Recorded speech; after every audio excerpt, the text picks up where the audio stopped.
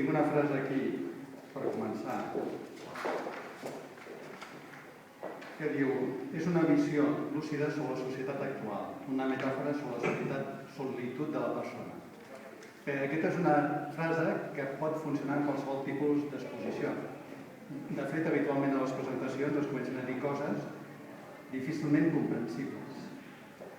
Aleshores, hi ha com una mena de desconnexió entre el que s'està dient i el que en realitat hi ha a la paret. Són paraules buides, molt composes, que la majoria de gent que estem al voltant de la inauguració estem dient que sí a tot, que sí, clar, i qualsevol li porta al contrari. Aquesta espècie de desconnexió entre art i la persona que va veure l'exposició és bastant general. Aleshores, hi ha un món dedicat a l'art, un món que l'intenta entendre i hi ha acabat un món que viu de l'art.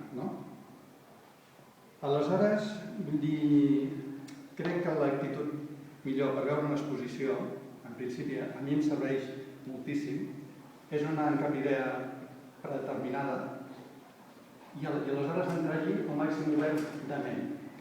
Si aquella exposició em deix bé, ja sigui en qualsevol tipus de sentiment, em provoca emocions, per mi és vàlida. Si em deixa absolutament fred, no és vàlida.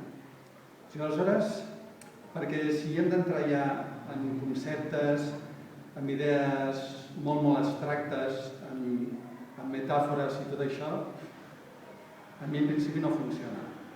Bé, aleshores, aquesta exposició de Miguel, llavors vosaltres entreu, la veieu. El Miguel és una persona que fa, per suposat, anys que el conec i és multidisciplinar. D'acord? Així li va la vida. Està mutant ara a l'actualitat. Aleshores, jo el conec més aviat a través del còmic, però certament tant fa pintura com veieu, il·lustració, escriu, aquests petits textos són d'ell, fa teatre, sí.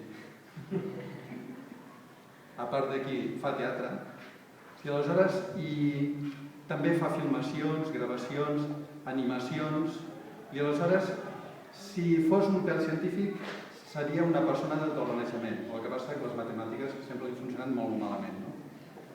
Si aleshores, jo no us vull dir res sobre el que hi ha aquí penjat. Decidiu ja vosaltres el que creieu, el que veieu. Lògicament, la idea principal ho porta amb el mateix títol, el surrealisme pop, que és una barreja de dos conceptes, el surrealisme al món dels somnis, de les inquietuds, dels sentiments de por, d'inseguretat, d'incertesa i tal, amb el món acolorit del pop. O sigui, el pop és una corrent dels anys 60 que va néixer una part molt potent als Estats Units, a la zona de Califòrnia. Hi ha discos en aquella època, per exemple, els Grateful Dead, que són típics les portades d'aquest instant, i a Europa també hi va haver un fort moviment i sobretot amb el desenvolupament del còmic adult a França.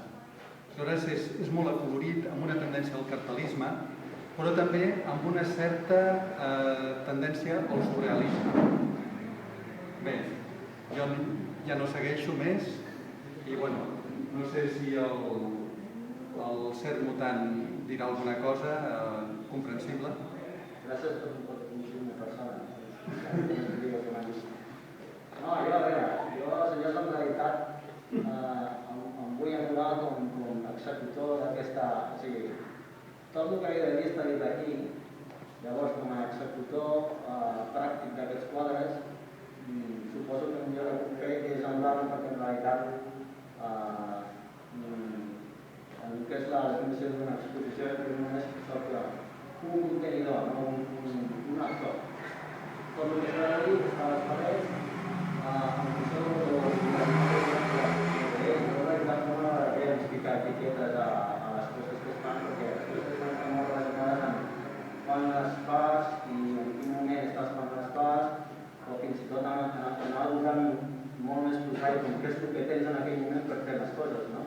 Hi ha molts materials aquí en aquesta sala que estan reciclats, fustes que he trobat al carrer, pilotes de bàsquet desitjades que tenim a casa, vull dir, moltes peces de paper són reciclades, o sigui que té molt a veure el missatge amb també les circumstàncies que t'envolten. Per això no m'agrada ficar títols o etiquetes a artistes que es fan surrealisme pop. Per què? Perquè si s'ha de ficar una, per ficar cada lluny en una mostra, no per ficar-li un nom que soni a mostra pictòrica, etcètera, potser per la temàtica, que és bastant surreal, perquè a mi m'agrada, bueno, surrealisme potser que m'agrada molt, que qualsevol acte creatiu està directament relacionat amb la ficció, no?